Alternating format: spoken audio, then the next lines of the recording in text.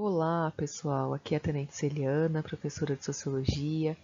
Eu espero que vocês estejam bem e animados para a nossa aula de hoje, pois nós continuaremos tratando sobre democracia.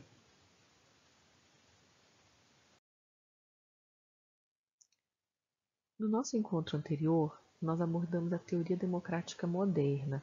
A proposta daquela aula foi fazer uma abordagem diferente com relação aos conteúdos, à proposta dos contratualistas, aqueles autores que vocês já viram nas nossas outras disciplinas irmãs das ciências humanas, o Hobbes, o Locke e o Rousseau.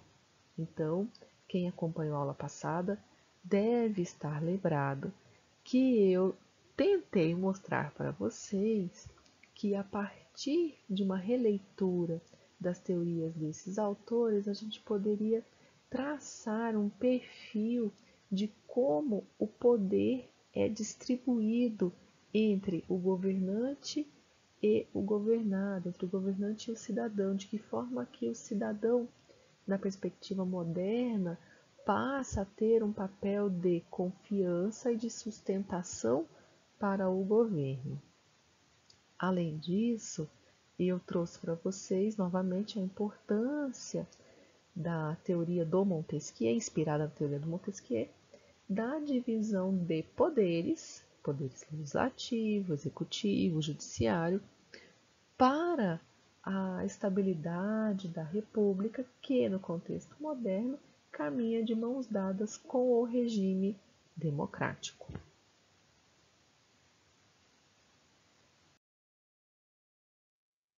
A aula de hoje tem por objetivo abordar a teoria contemporânea da democracia. Para tanto, eu peço que vocês façam a leitura do tópico 4 do capítulo 7 do livro didático de vocês, Teoria Democrática Contemporânea, que começa na página 158 e vai até a página 160. Vocês vão ver que no livro nós temos a abordagem de vários autores, mas que na nossa aula nós não vamos tratar de todos. Então, fiquem atentos aqui, tanto à leitura do livro, como uma indicação para casa, quanto à abordagem na aula de hoje, que eu tenho certeza que extrapola algumas coisas que estão no livro e, portanto, podem ser bem interessantes. Vamos começar nossa aula com uma charge. Vejam aí a situação. Nós temos várias pessoas, com certeza é uma charge pré-pandemia, porque a gente não tem a questão da máscara problematizada, não é mesmo, pessoal? Só para brincar um pouco com o contexto. Mas vejam aí que a gente tem uma manifestação e tem várias falas. Vamos observar o conteúdo destas falas.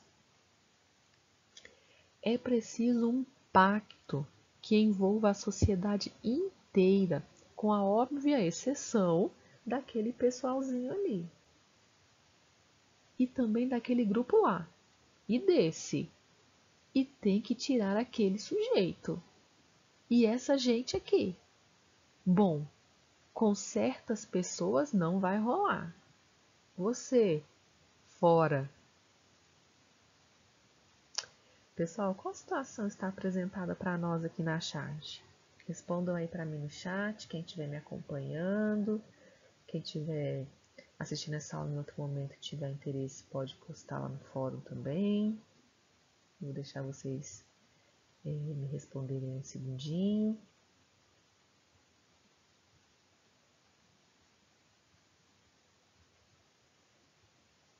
Bem, pessoal, eu espero que vocês estejam me respondendo coisas no sentido de que há conflitos, que há confronto de ideias, não é mesmo? Conflito de interesse.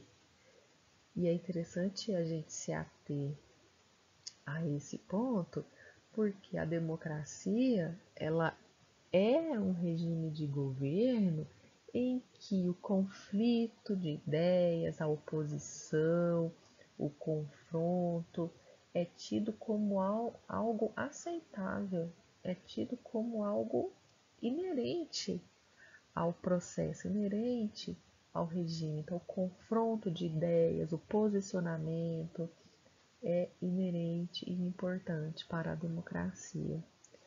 E vocês vão entender ao longo da nossa aula como isso é relevante na contemporaneidade.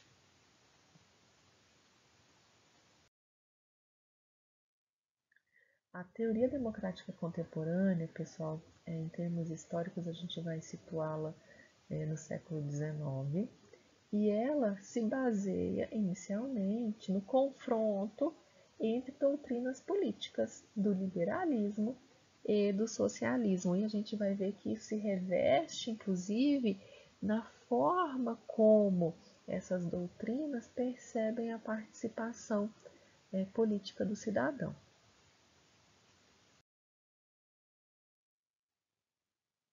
De acordo com a doutrina liberal, esse modelo que eu vou tratar na perspectiva da política, defende a limitação dos poderes.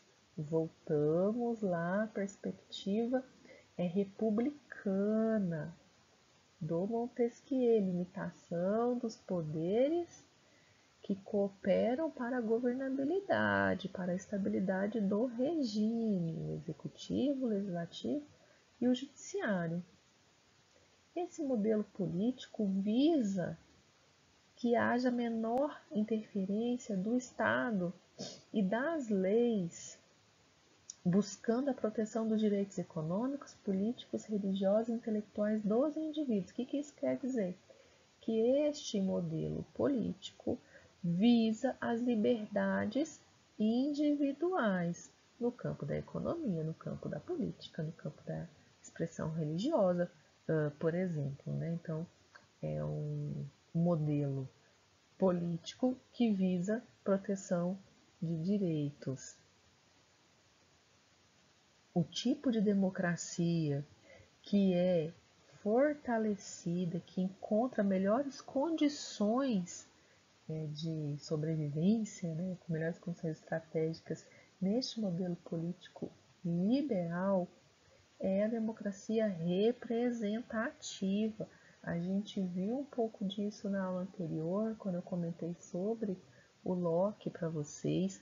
No livro didático, quando vocês forem ler sobre os teóricos da democracia contemporânea, provavelmente vocês vão ler sobre Tocqueville e vão perceber que para este autor ele é taxativo em dizer que o tipo ideal de democracia para um Estado liberal é a democracia representativa, ou seja, aquela em que os cidadãos escolhem os seus representantes políticos, aqueles que vão advogar pelos seus interesses, aqueles que vão garantir a execução dos direitos dos cidadãos.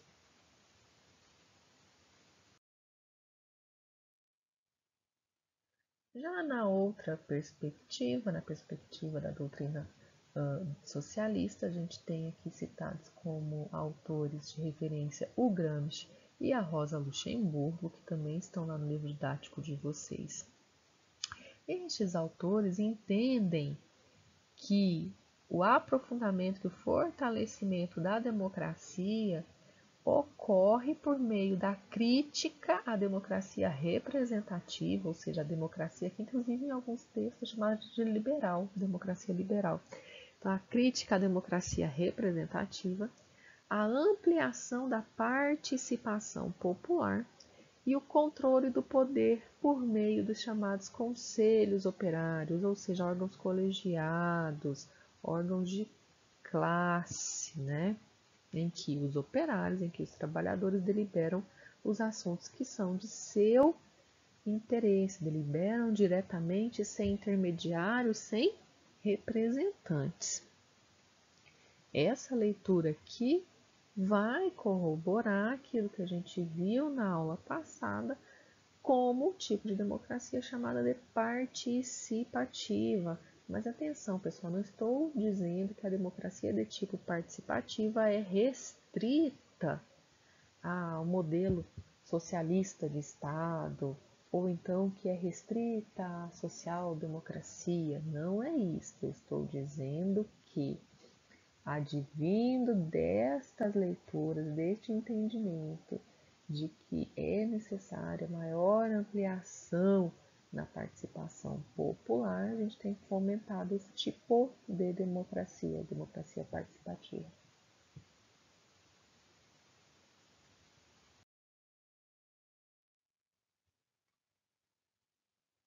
A democracia contemporânea, dando sequência aqui às nossas leituras, e a gente vai começar a focalizar em outros dois autores agora, ela é marcada pela preocupação teórica, por um lado, na formulação de modelos deste regime político, então são modelos abstratos sobre uma democracia ideal. E, em contrapartida, a gente tem outra preocupação teórica que diz respeito a uma análise empírica, realista, sobre como a democracia funciona, né? Sobre o que a democracia é. Na nossa aula, nós vamos discutir a partir de autores mais empíricos, autores que vão propor, ou vão propor uma nova definição de democracia a partir de seu método, ou vão, de fato, discutir a democracia a partir daquilo que ela é. Nós vamos falar, portanto, do Schumpeter e do Robert Dahl.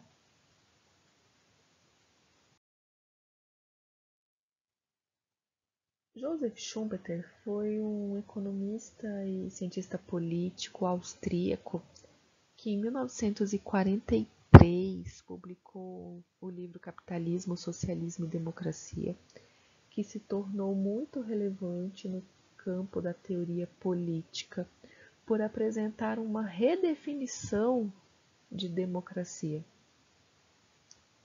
Este autor ele propunha analisar a democracia não a partir da perspectiva de seu fim, mas sim de seu meio. Para este autor, a democracia ela é um método político.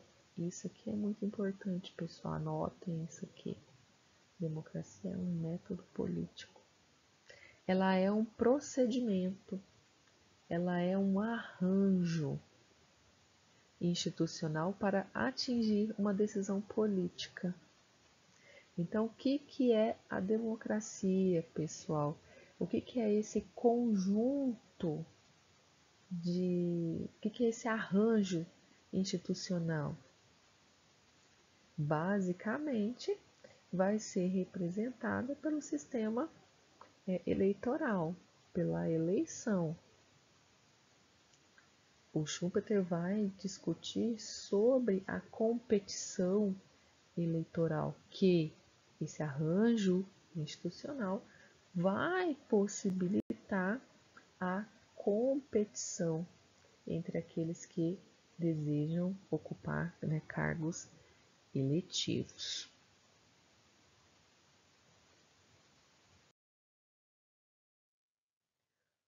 O Schumpeter, nesse sentido, ele vê a democracia como uma competição por cargos, hein, pessoal? De acordo com ele, as elites vão concorrer a esses cargos por meio de eleições. Assim, o governo do povo ele é visto como um governo aprovado pelo povo, um governo referendado pelo povo, em que o sistema eleitoral deve ser, isso é muito importante na teoria democrática contemporânea, livre, competitivo e transparente, hein, pessoal?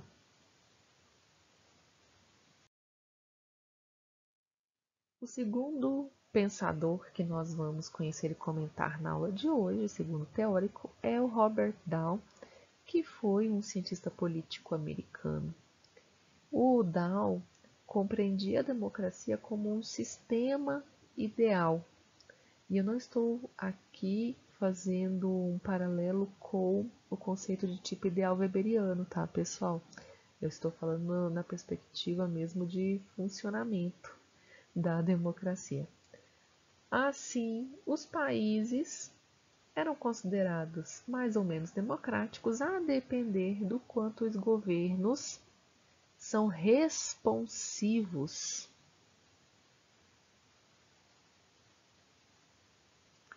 em relação às vontades dos cidadãos. Em outras palavras, os representantes políticos devem garantir que as preferências dos cidadãos sejam alcançadas nas políticas. Responsividade tem a ver com os compromissos assumidos com os cidadãos e a forma como isso é levado à frente, a forma como isso é executado. Este pensamento, né, essa abordagem suscita questionamentos com relação à qualidade da democracia, o quanto os cidadãos podem influir, o quanto os cidadãos podem cobrar daqueles representantes que foram ou não responsivos para com eles.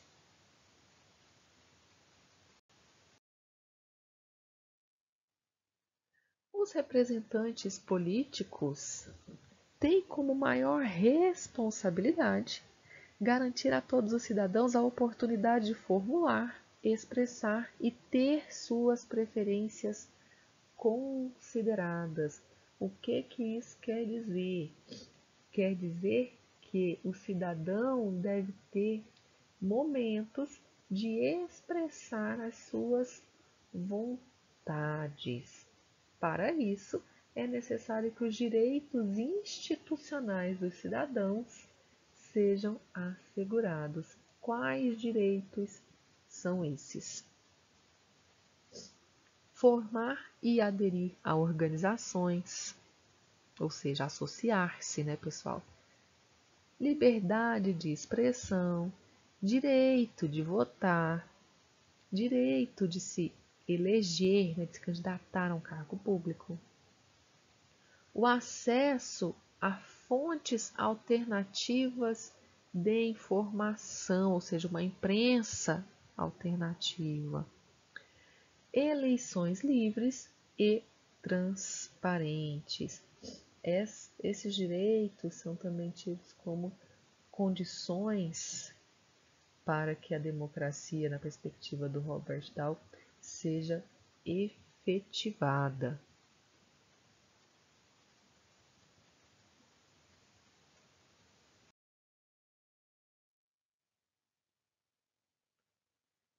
No livro Poliarquia, de 1971, o Robert Dahl ele usa o termo poliarquia em substituição à denominação democracia. Mas poliarquia significa a democracia que nós temos, a democracia que nós vivemos. Ele faz esse uso, né, ligado de poliarquia e democracia. Poliarquia em tradução livre, né, governo de muito. Então a poliarquia é a democracia ideal do Robert Dahl.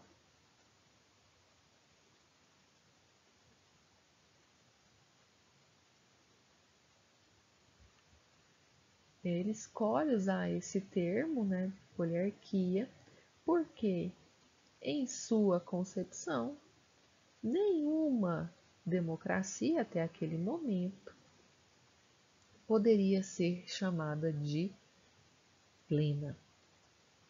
Duas condições, de acordo com Robert Dahl, são necessárias para que uma poliarquia seja plena: a contestação do governo e a participação pública.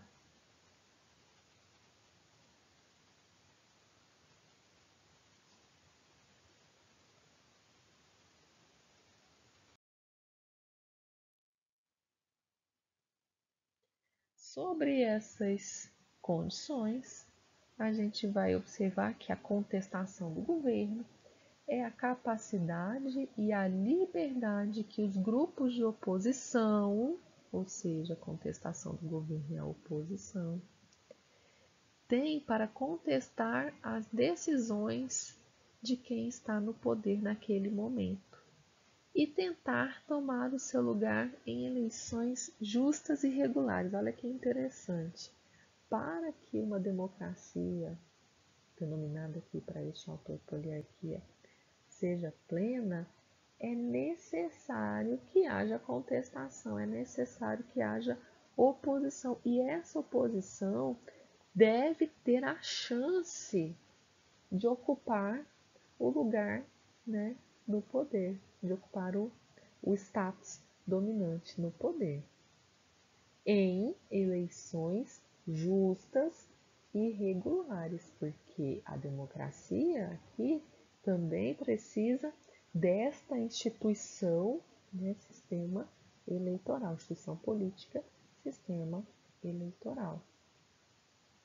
Já a participação, que é a outra ponta, né, para a garantia da democracia plena, da poliarquia plena, se refere ao tamanho da parcela da população que pode se envolver nas decisões políticas, seja por meio do voto ou do trabalho na administração pública. Nós vimos, melhor dizendo, os meus alunos do CAUNI viram na aula dessa semana, que eu comentei também sobre esses dois autores, que o Robert Dahl vai entender que a participação, a pressão política, ela vai se dar mais de forma clara nos momentos eleitorais. No momento em que o cidadão pode trocar o governante. Então, a pressão vai se dar nesse momento, né? E não tanto por meio de cartas, por meio de pressões paralelas e continuadas. Então, percebam aqui também essa referência, meus alunos, do Camus, que é a participação para ele vai se dar nos processos eleitorais e no trabalho na administração pública, ou seja, daqueles que participam da administração pública e têm a oportunidade de estar em fluxos decisórios.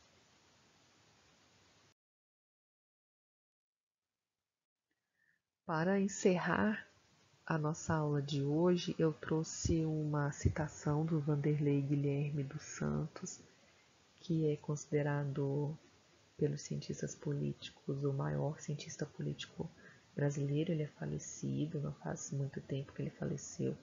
Ele, inclusive, é tido como o pensador, né, o professor que delimitou o campo da ciência política no Brasil. Estou deixando aqui abaixo do nome dele o link do trabalho de onde eu tirei essa citação, que se chama Poliarquia 3D, caso alguém tenha interesse em consultar. Mas vamos lá. Conforme se lê em Poliarquia, discordância de opiniões decorre principalmente de diferenciação de interesses, o que, em democracias, gera o estímulo à participação em múltiplos grupos de pressão, freio à radicalização dos conflitos e garantia de vigência do axioma de que a institucionalização poliárquica resulta do saldo favorável da tolerância em face dos custos da coerção de persuasões diferentes. Nós temos aqui, portanto, a observação de que a ocorrência de discordâncias, de interesses diferentes, assim como nós vimos lá na charge que inicia a nossa aula de hoje, faz parte do regime democrático e é capaz de estimular a participação em várias frentes. E essa participação é importante para frear radicalizações. E a participação vai garantir que a gente tenha a institucionalização do sistema político, do regime democrático.